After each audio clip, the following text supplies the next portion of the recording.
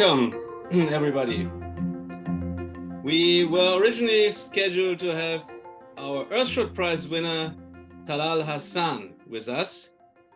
He had a scheduling conflict, and we are very happy to have Richard Mayus with us. Richard Mayus had been one of our winners in the Climate Launchpad this year. Climate Launchpad is the largest green business idea competition, which PDIE Group is organizing in Japan. Richard, welcome, and give us a quick introduction. Who are you and what is Greentopia doing? Thank you, Christian. That's right. I'm Richard Mayus of Greentopia, Japan. And as you mentioned, we did participate in the Climate Launchpad competition, winning second place in Japan and going on to the Asia finals and to the global semifinals. And our idea is simple. It's to bring hydroponic growing to our urban centers where we live and where we work, and try to reduce the destructive impact of traditional agriculture by using hydroponics, aeroponics, and bringing food production into the hands of regular, ordinary people growing where they eat.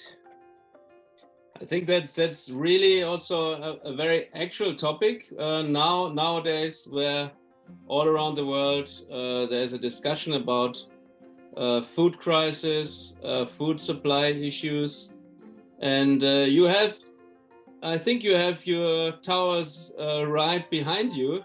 So yes. Maybe you can explain us a little bit how it actually works.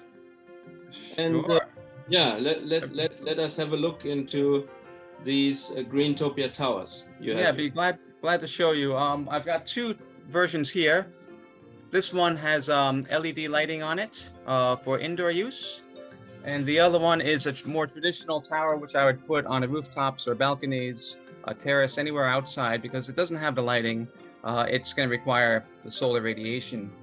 But in both cases, the process is the same. It's very simple. There's a nutrient solution stored in the reservoir in the bottom. It's about 70 liters or so. And a pump internally pushes the water up to the top, where it hits basically a shower head and showers down, and basically will give water and nutrients to the roots, which are hanging in air. So this is not just hydroponics, this is aeroponics. And that exposure to air allows for more oxidization and more basically quicker nutrient uptake and growth for the plant root systems. A tower like this, which has about 40 ports on it, can support up to 120 plants. And we're talking anything from melons, watermelon, and eggplant, peppers, tomatoes, and cucumbers, to all your leafy greens, lettuce, spinach, komatsuna, and then, of course, herbs and even flowers. And the beauty of this kind of technology here is we're saving so much space by growing vertically. It's less than 1 square meter for its footprint. We're saving a ton of water. It's about 95% less water usage than traditional agriculture, 85% less fertilizer usage, and 0 pesticides. So huge impact on the environment when you sum it all up. And I'm really excited to bring this to Tokyo. And basically, this is meant to be a solution for urban areas, right? So you're looking to install these towers on rooftops, first of all in Tokyo, and you are speaking about an indoor solution and also an outdoor solution. So maybe you can elaborate a little bit on this aspect, how you're going to start, and we could see that. After the Climate Launchpad, you already successfully implemented your first solution. So let us know how you're rolling out these towers now into the Tokyo ecosystem, and then I would like to ask some other questions as well.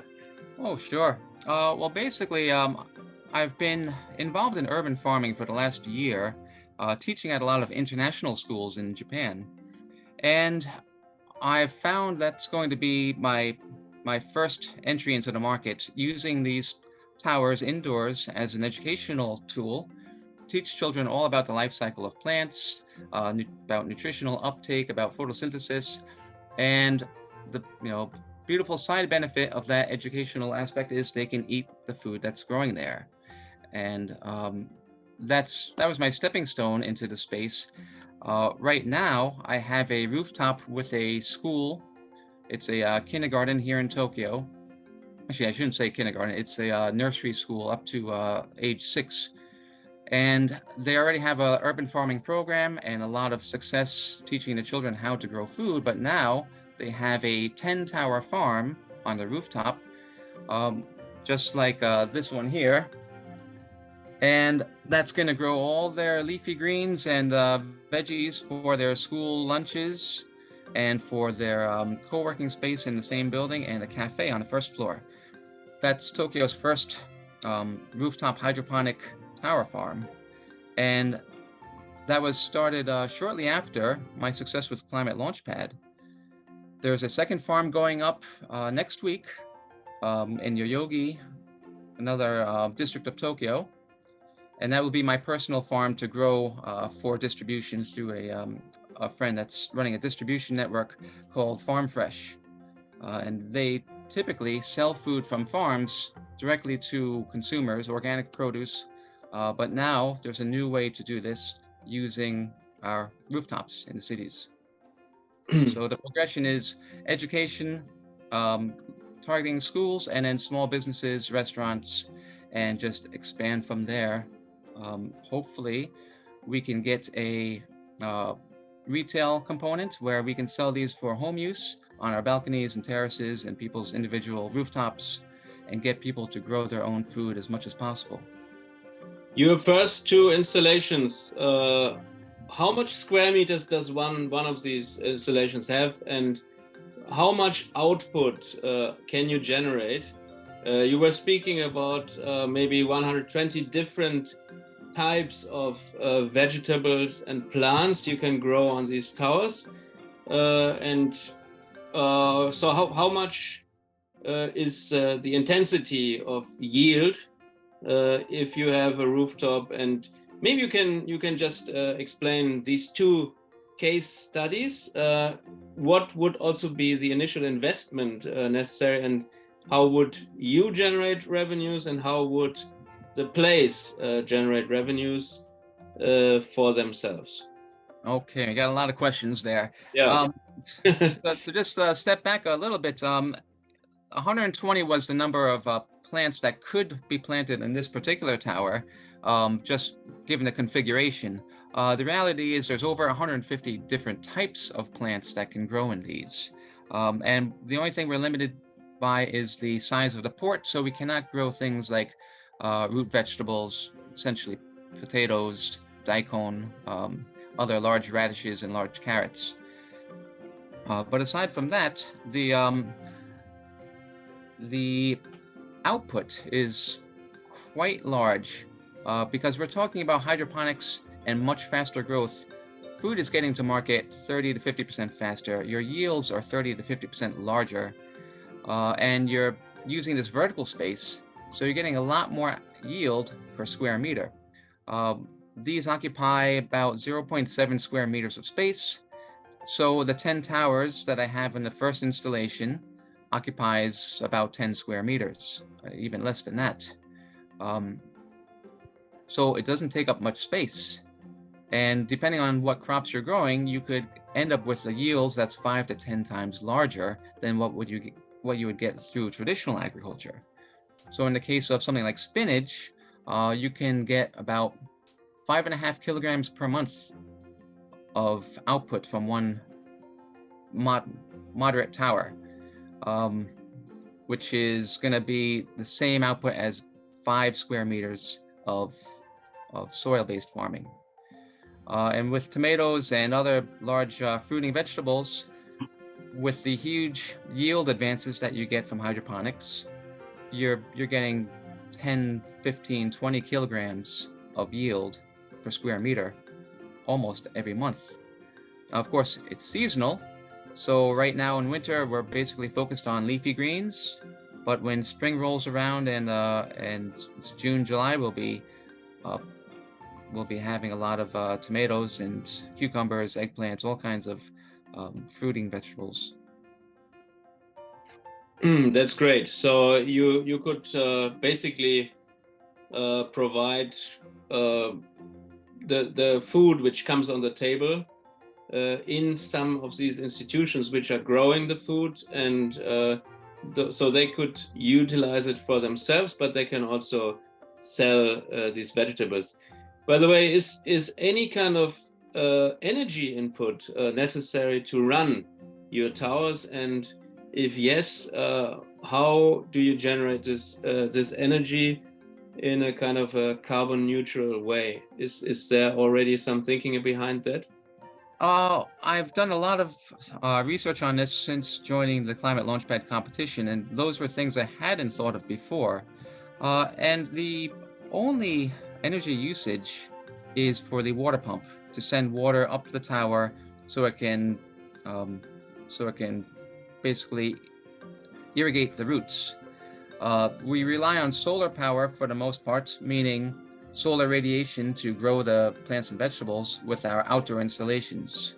Of course, when you put lights on it indoors, it's going to change the equation a bit, and it'll be a little more expensive to run as far as carbon footprint goes. But I think that the small cost of the electricity to run the lights and to run the pump, which actually comes down to just a few hundred yen or a few dollars per month. In fact, the electric cost for the pump is $3 a month, and the electric cost for the lights is about $1 a month.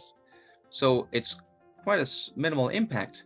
But that being said, there are huge advantages to growing with this system, because none of this is going into our aquifers or marine habitats.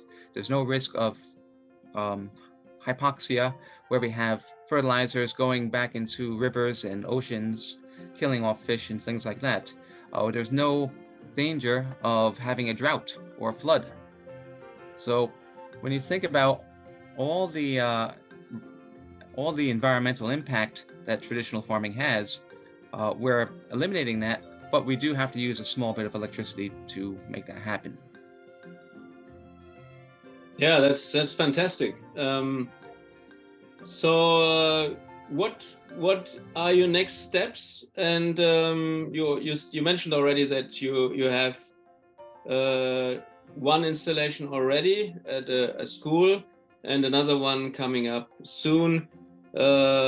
Maybe you can share a little bit about your thoughts, how you would like to scale this business and what your needs are actually in terms of realizing this. Yes, so I've where do I begin?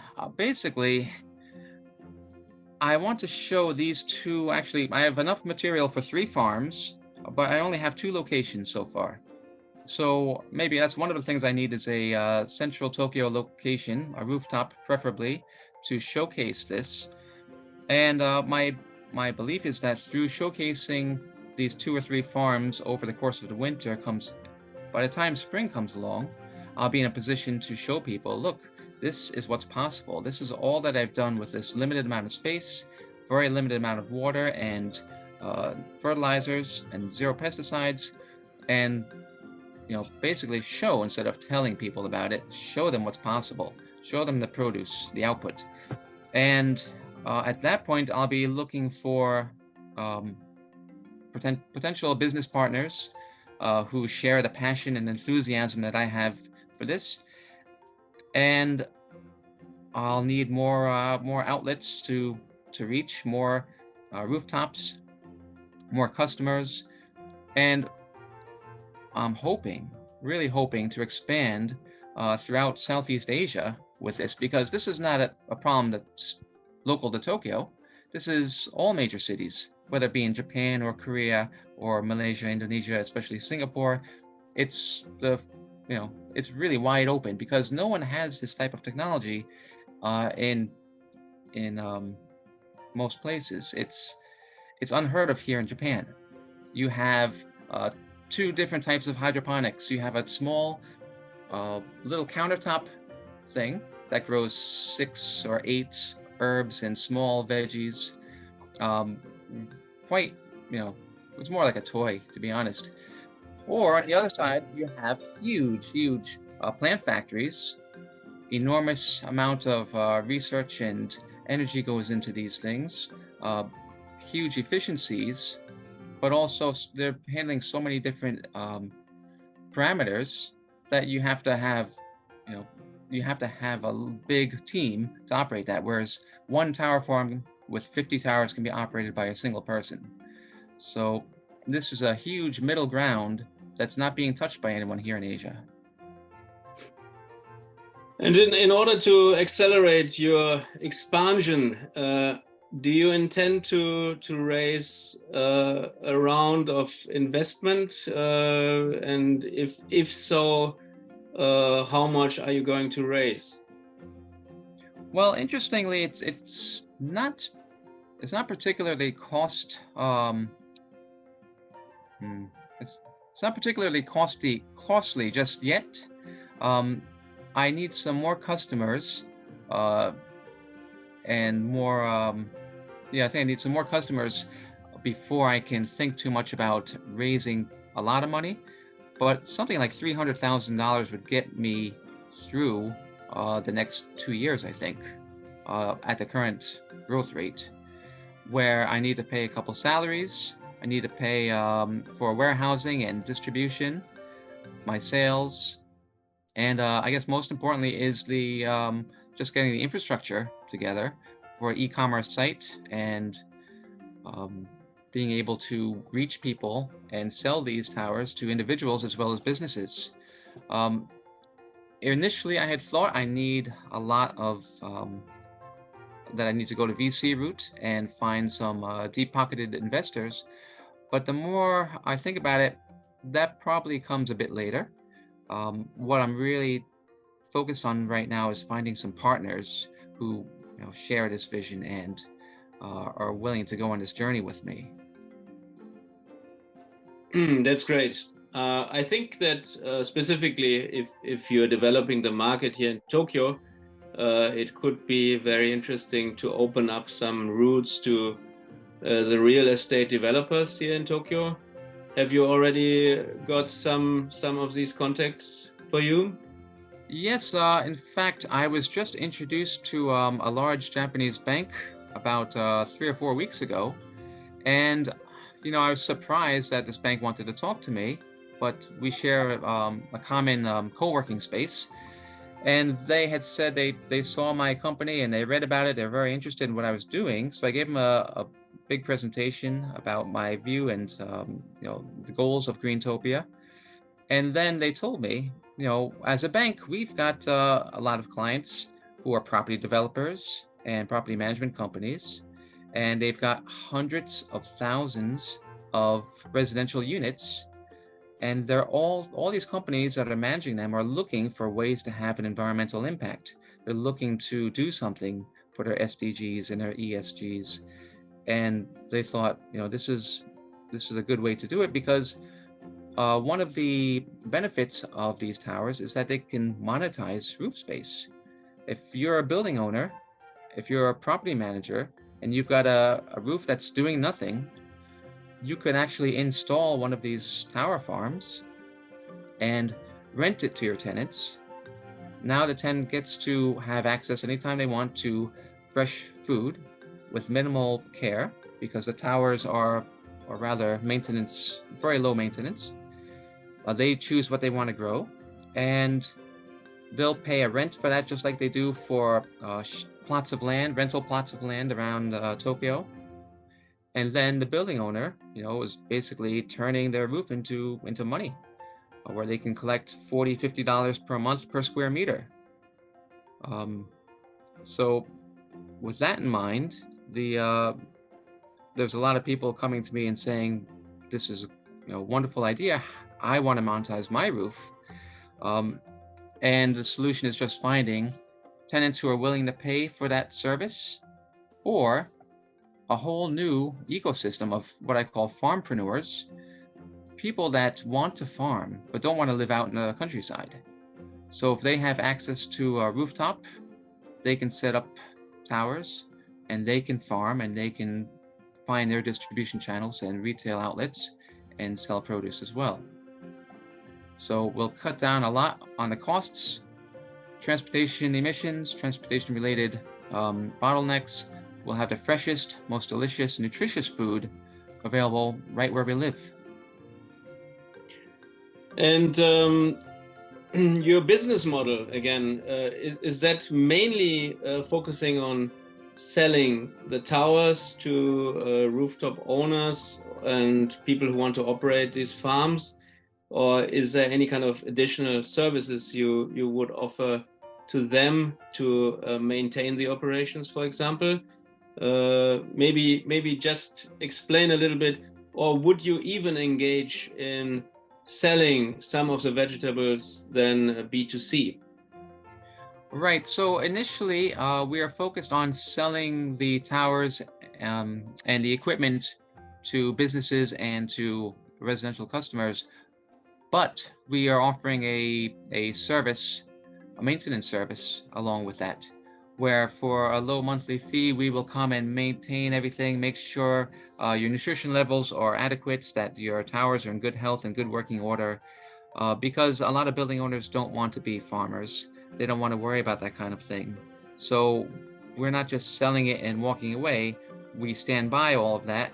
We support it and make sure that everyone is happy, from the final customer that's renting the tower or buying the tower, to the business, to the property owner who is, who has bought the system. We're there to support them every step of the way. Great.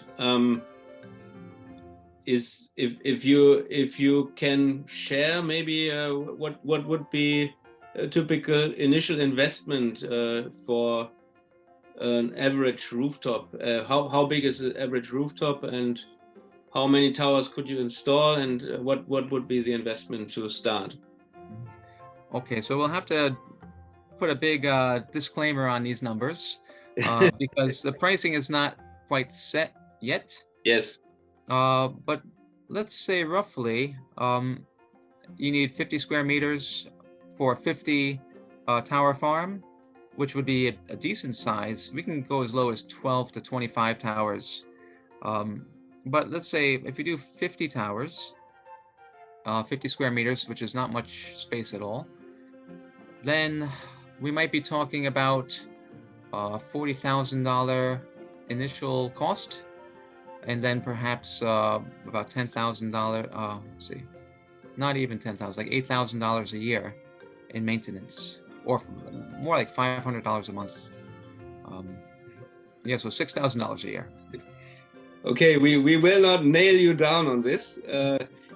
Maybe when you are getting more into the business itself, it will come automatically, and you will see how much you can actually charge. And in the beginning, you might be concerned to charge too much to the people, but when the business is going, and when you can find out that actually your service is competitive with other agricultural methodologies, you will find out that maybe you can even charge a little bit more, and you find additional services. So let's also highlight a little bit your experience with the ClimateLaunchpad.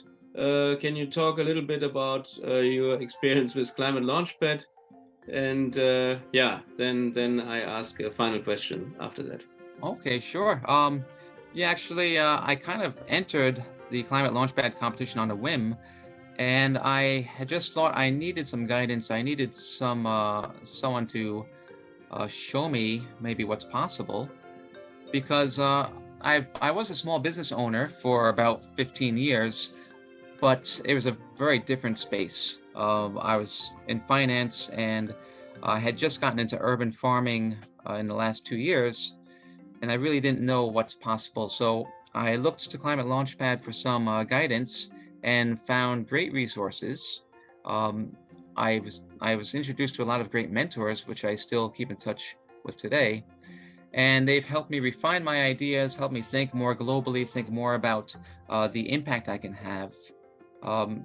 So it wasn't just about creating a business, it was creating a green business that could actually be viable, economically viable. So it helped a lot to really narrow my focus and figure out what's important with the path that Greentopia is going to take.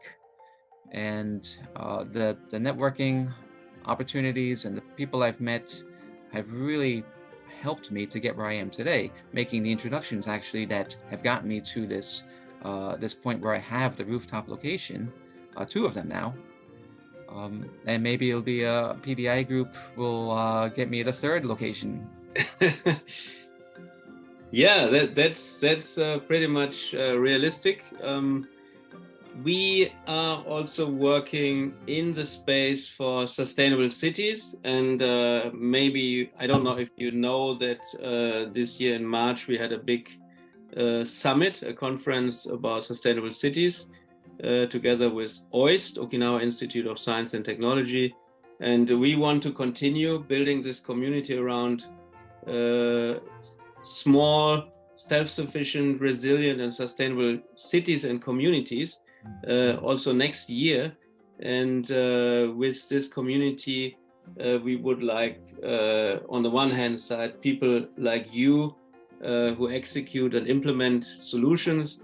On the other hand, we would like to have people from the policymaker side, from the investor side, who would be able to support the journeys of entrepreneurs and innovators in this space.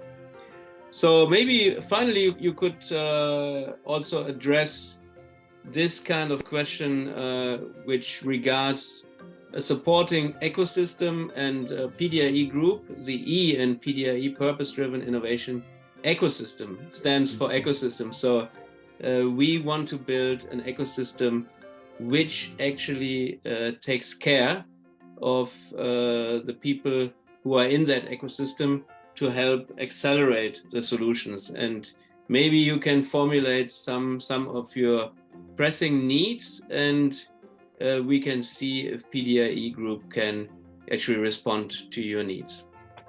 Yes, so I think first and foremost, I definitely need to find another location and a willing partner who wants to either sponsor the rooftop space for me to utilize, or to even buy a farm and allow me to operate it for them.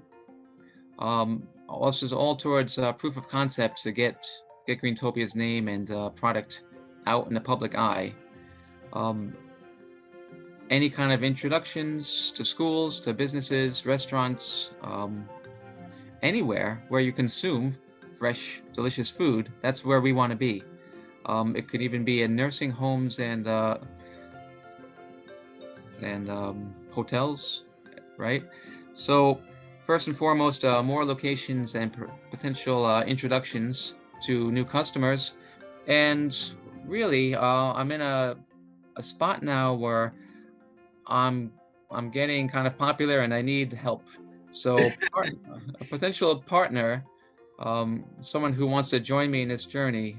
I've got my eyes and ears open all the time when I meet people, wondering if they could be the one to help join me and bring this to life.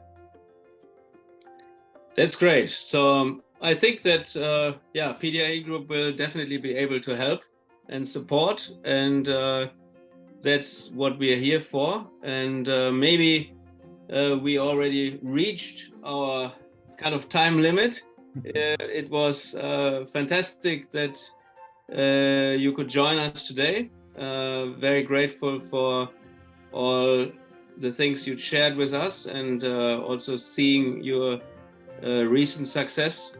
Maybe if you can close this interview with a final comment or some encouraging note on others who might also be on this journey? Yeah, I think I never thought I would be a source of inspiration, but maybe I can help inspire some people. You know, my story is one of finance and kind of just going through the motions for a lot of my life, thinking this is what I need to do. But one day I woke up and I had 2 daughters, and I thought about their future, and I said, you know, what I'm doing with my life is it's not of any benefit to anyone.